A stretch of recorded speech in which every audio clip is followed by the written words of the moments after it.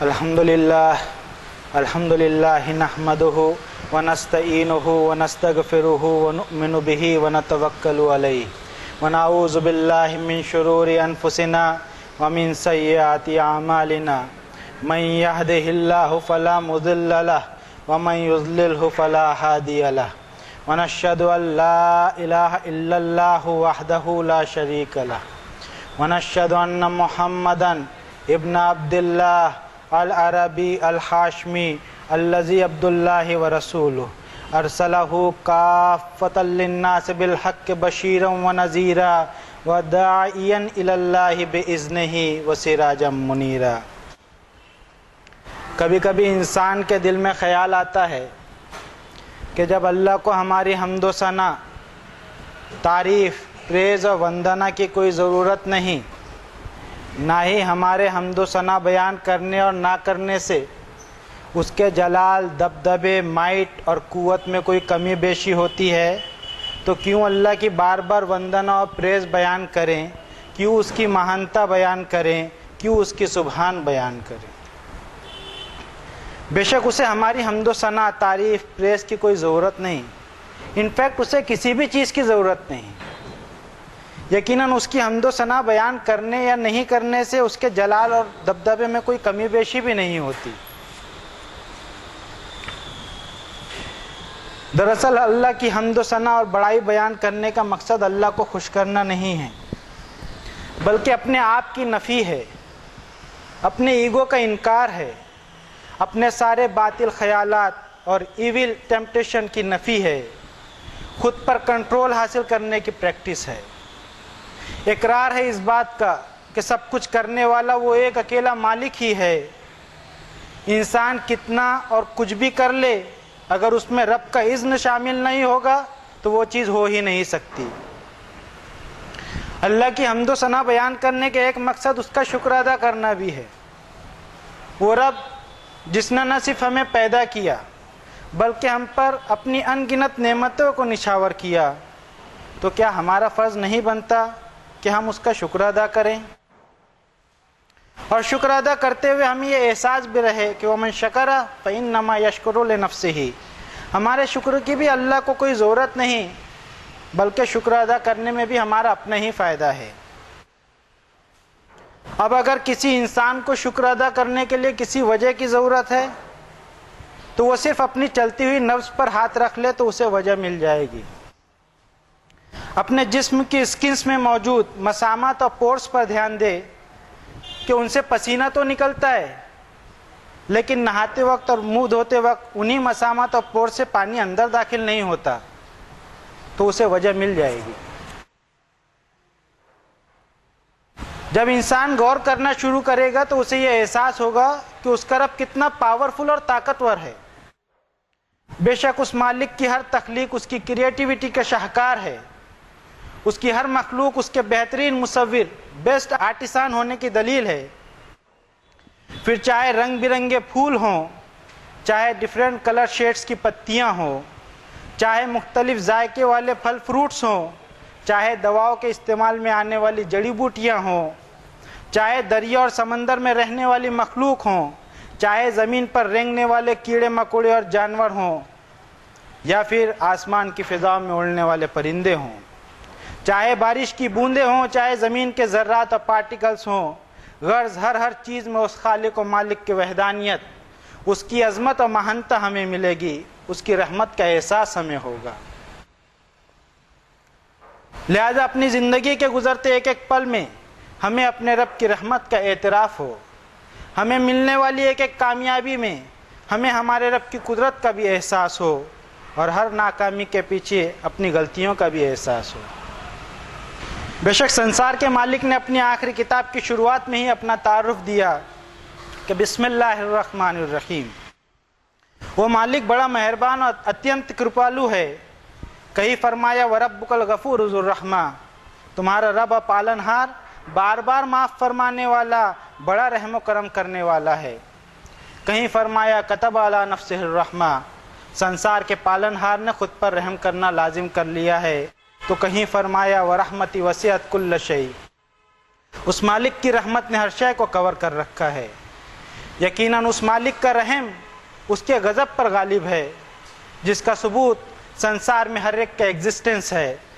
ورنہ اگر ایسا ہو کہ وَلَوْ يُؤَاخِذُ اللَّهُ النَّاسَ بِظُلْمِهِمْ مَا تَرَكَ عَلَيْهَا مِن دَابَّةٍ، اگر انسانوں کا مالک انسانوں کی حرکتوں پر انہیں فوراً پکڑ کرنے لگے تو سنسار میں کوئی جیو دکھائی نہ دے۔ پھر جس کتاب میں اس مالک نے اپنا تعارف دیا، اس کتاب کے بارے میں فرمایا قُلْ بِفَضْلِ اللَّهِ وَبِرَحْمَةٍ، یہ قرآن اللہ کا فضل اور اس کی رحمت ہے۔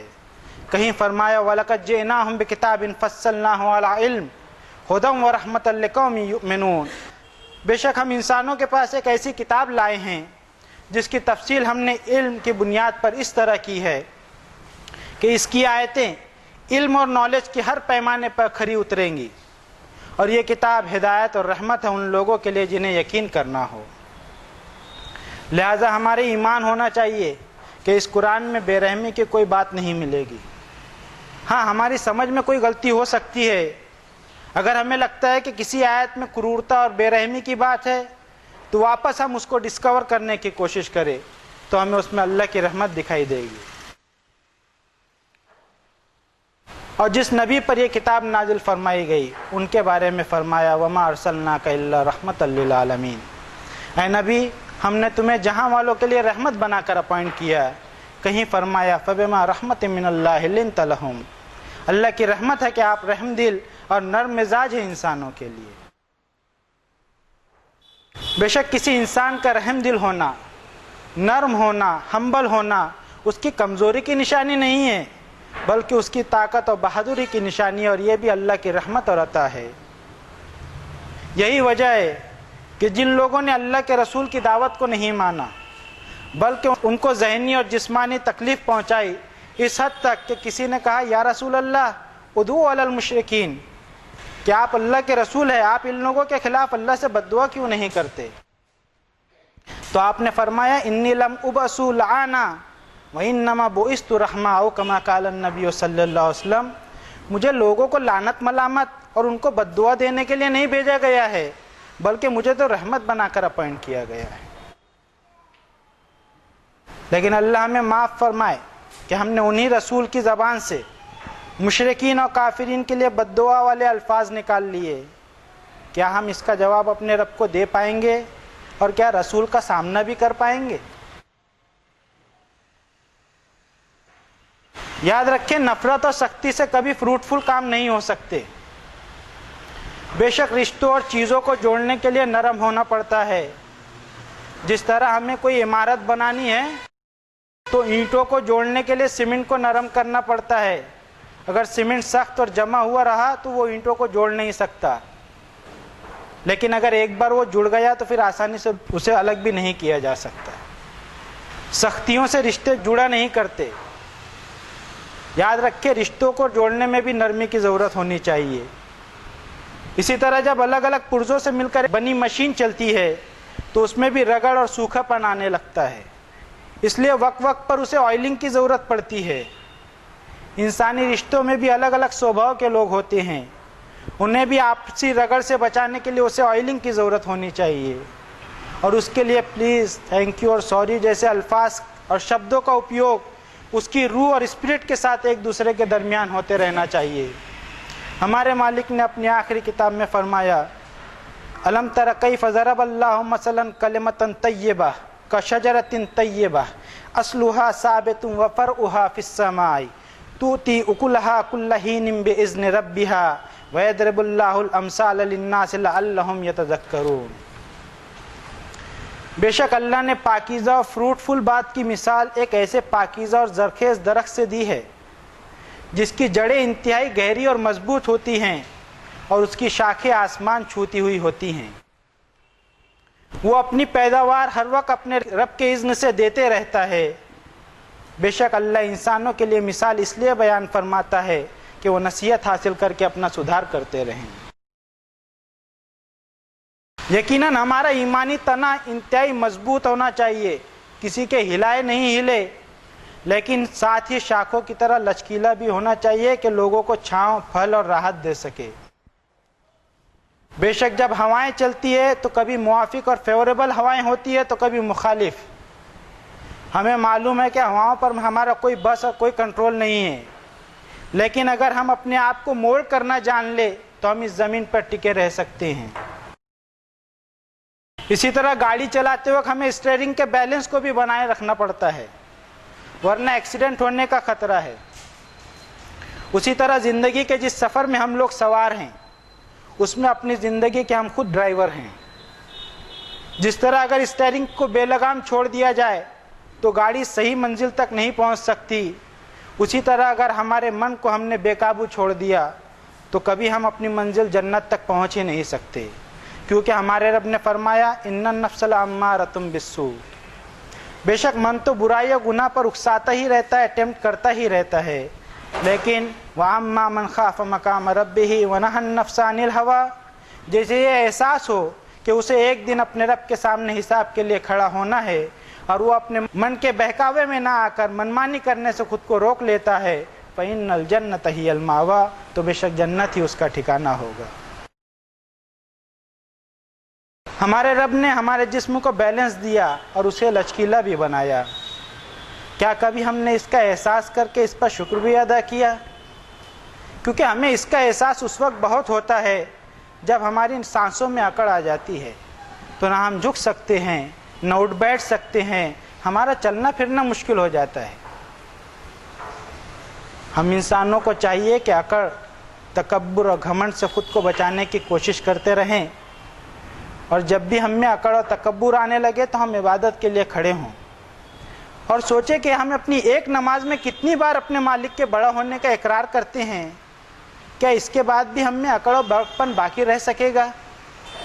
اور اگر اس کے بعد بھی ہم میں اکڑ باقی رہتی ہے تو اس کا مطلب یہ ہے کہ ہمارے عمل اس لیول کے نہیں جیسا آیتوں میں بیان ہوا ہے۔ بے شک اگر شخصیت اور پرسنالٹی میں عاجزی اور نرمی اور ہمبلنس نہ ہو تو معلومات میں اضافہ صرف علم کو نہیں تکبر کو ہی جنم دیتا ہے۔ بارک اللہ لنا ولکم فی القرآن العظیم ونفعنا وإیاکم بالآیات والذکر الحکیم انہ تعالی جواد کریم ملک بر رؤوف الرحیم۔ اقول قولی ھذا واستغفر اللہ لی ولکم ولسائر المؤمنین فاستغفروہ انہ ھو الغفور الرحیم۔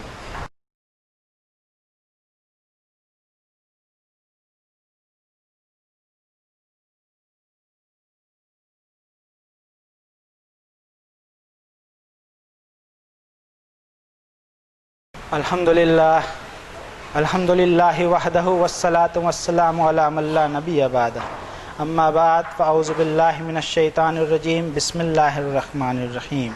ان اللہ وملائکتہ یصلون علی النبی یا ایھا الذین آمنوا صلوا علیہ وسلموا تسلیما۔ اللہم صل علی محمد وعلی آل محمد کما صلیت علی ابراہیم وعلی آل ابراہیم انک حمید مجید۔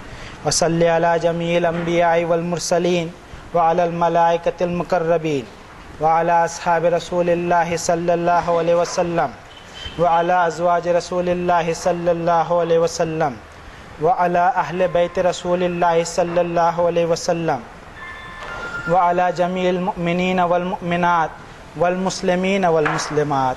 اللہم انک انت سمیع مستجیب الدعوات۔ ربنا اننا آمنا فاغفر لنا ذنوبنا وکفر عنا سیئاتنا وتوفنا مع الابرار۔ فاطر السماوات والارض انت ولی فی الدنیا والآخرہ، توفنی مسلما والحقنی بالصالحین۔ ربنا لا تزغ قلوبنا بعد اذ ہدیتنا وہب لنا من لدنک رحمہ انک انت الوہاب۔ ربنا علیک توکلنا والیک انبنا والیک المصیر۔ رب اغفر وارحم وانت خیر الراحمین۔ لا الہ الا انت سبحانک انی کنت من الظالمین۔ ربنا ظلمنا انفسنا وان لم تغفر لنا وترحمنا لنکنن من الخاسرین۔ ربنا اصرف عنا عذاب جہنم ان عذابها کان غراما انہا ساءت مستقرا ومقاما۔ رب اوزعنی ان اشکر نعمتک التی انعمت علی وعلی والدی وان اعمل صالحا ترضاہ وادخلنی برحمتک فی عبادک الصالحین۔ رب ارحمہما کما ربیانی صغیرا۔ ربنا اغفر لی ولوالدی وللمؤمنین یوم یقوم الحساب۔ اللہم یا رب البیت العتیق آتق رکابنا ورکاب آبائنا وامہاتنا وإخواننا وأخواتنا وأصحابنا من النار يا ذا الجود والكرم بالمن والعطاء والإحسان. اللهم واحفظنا من كل بلاء الدنيا وعذاب الآخرة. ربنا افرغ علينا صبرا وثبت أقدامنا وانصرنا على القوم الكافرين. سبحان ربك رب العزة عما يصفون وسلام على المرسلين والحمد لله رب العالمين. عباد اللہ اتقوا اللہ رحمنی ورحمکم اللہ. ان اللہ یأمر بالعدل والإحسان وإیتاء ذی القربى وینہی عن الفحشاء والمنکر والبغی یعظکم لعلکم تذکرون. اذکروا اللہ العلی العظیم یذکرکم ولذکر اللہ اکبر واللہ یعلم ما تصنعون.